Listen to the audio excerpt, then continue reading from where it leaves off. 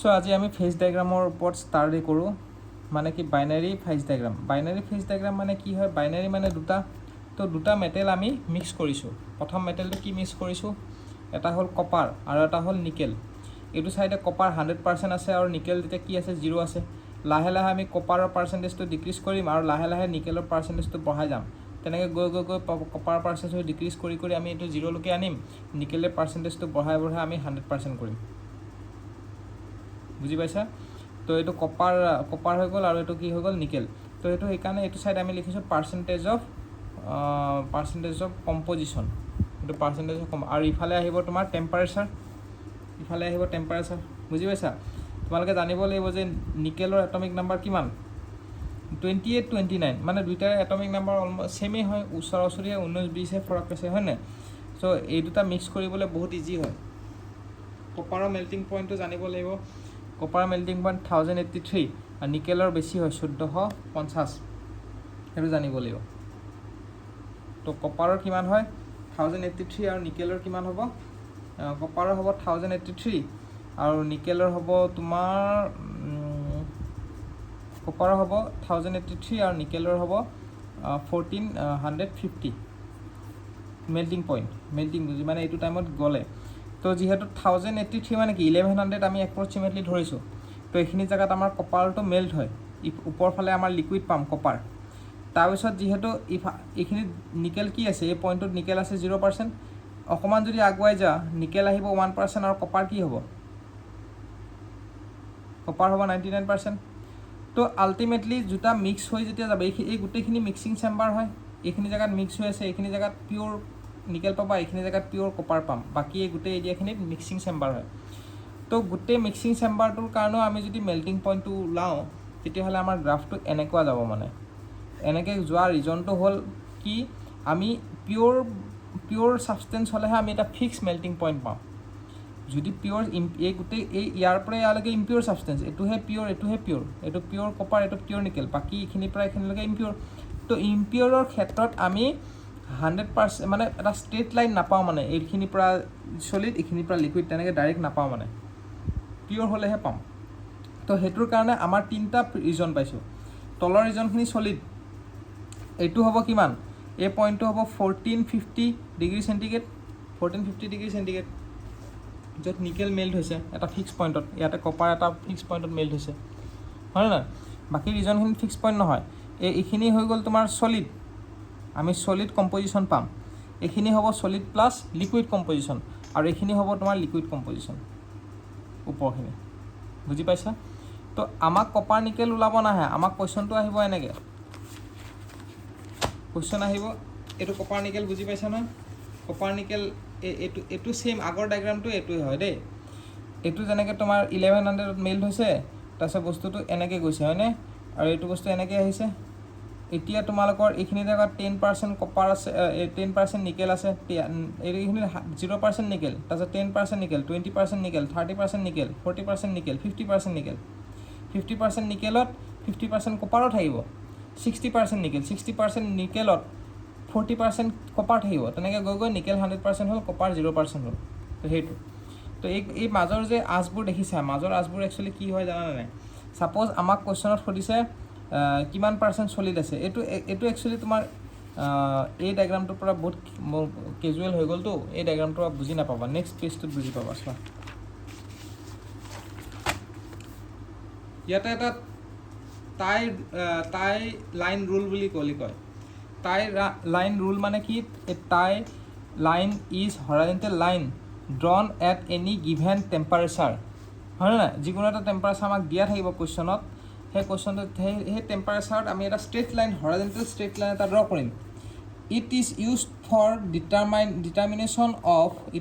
Determination of কি composition of two phases which exist in an alloy at a given temperature মানে কি এইটো কিহৰ কাৰণে ইউজ কৰে determine the composition of two phases which exist in an alloy at a given temperature মানে straight লাইনটো এইটো কাৰণে ড্ৰ কৰে কাৰণ আমি এটা ফিক্স পইণ্ট নাপাওঁ না আমাক এটা টেম্পাৰেচাৰ দি দিছে সেই টেম্পাৰেচাৰটো যদি আমাক ফিক্স পইণ্টত আমি গম পাই গ'লোঁ হয় এইখিনি সলিড হয় এইখিনি লিকুইড হয় তেতিয়াহ'লে প্ৰব্লেম নাছিলে কিন্তু এইখিনি জেগাত ছাপ'জ এটা টেম্পাৰেচাৰ দি দিলে, এইটো টেম্পাৰেচাৰ দি দিলে হা, ধৰি লৈছে এইটো টেম্পাৰেচাৰত আমাৰ কিমান পাৰ্চেণ্ট চলিড আছে, কিমান পাৰ্চেণ্ট লিকুইড আছে তুমি ক'ব পাৰিবা জানো?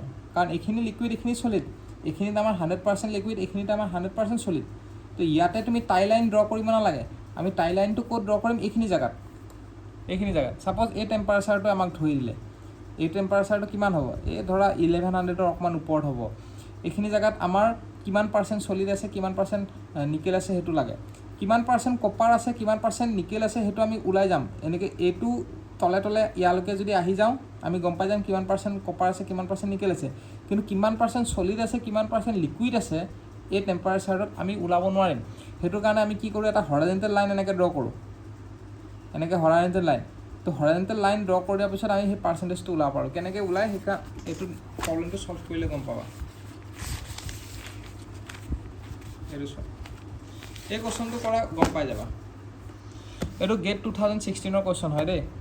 আমি টাই লাইন ৰুল ইউজ কৰি পেলাই আমি ছল্ভ কৰিম। In a binary diagram of A and B, আগত যেনেকৈ কপাৰ নিকেল আছিলে, এবাৰ এ আৰু বি বুলি কৈছে।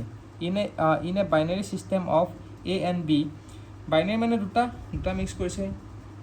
এ liquid of 20%, liquid of 20% A is coexisting with a solid of 70% A with an overall composition of 40% A। মানে কি কৈছে? overall composition of 40% A মানে কি কৈছে? এইখিনি জেগাত কি আছে? 40% A আছে, এইখিনি জেগাত 40% A আছে। আৰু কৈছে যে লিকুইডৰ ফালে লিকুইড অফ 20% A, মানে আমাৰ বাইনেৰী ডায়েগ্ৰাম, এই ডায়েগ্ৰামটো তুমি ড্ৰ কৰিব লাগিব।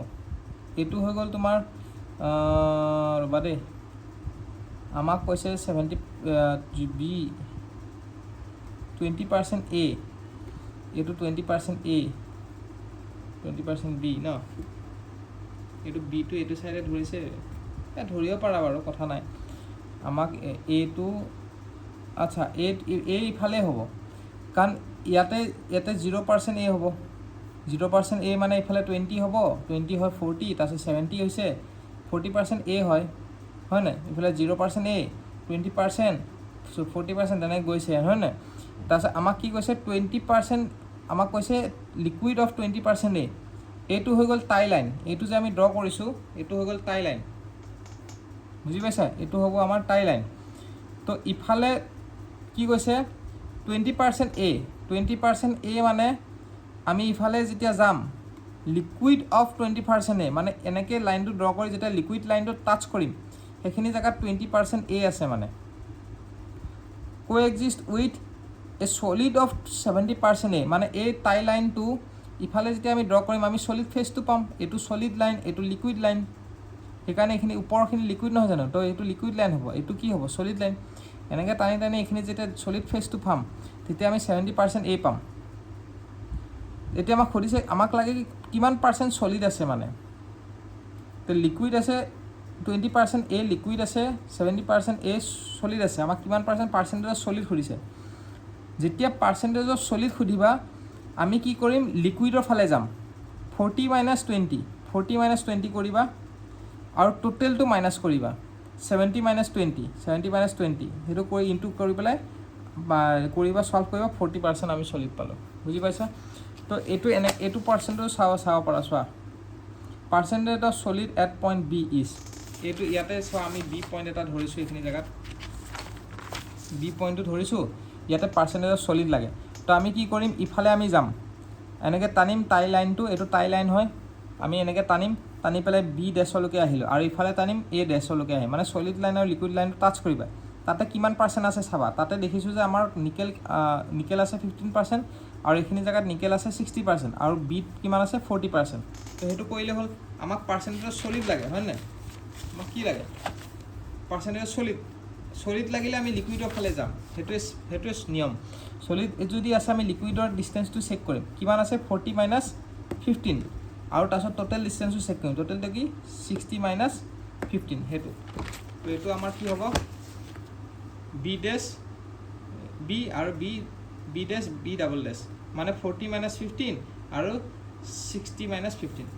আৰু পাৰ্চেণ্টেজত যদি পাৰ্চেণ্টেজ অফ যদি লিকুইড বুলি কয় তেতিয়া আমি চলিডৰ ফালে যাম তলত টোটেলটো তলতটো সেম আছে 60 - 15 60 - 15 আৰু ওপৰত আমি চলিডৰ ফালে যাম চলিডটো এইটো চলিডটো ইফালে হ'ব এইটো 40 আৰু 60 60 - 40 হ'ব সেইকাৰণে আমি 60 - 40 কৰিছোঁ তো এইটোৱে হৈ গ'ল ফেজ ডায়াগ্ৰাম আমাৰ কমপ্লিট এতিয়া আৰু এটা ফেজ থাকি গ'ল এইটো হ'ল iron carbon diagram iron carbon ডায়াগ্ৰামটো ইম্পৰ্টেণ্ট হয় এইটো মই নেক্সট ক্লাছত পঢ়াম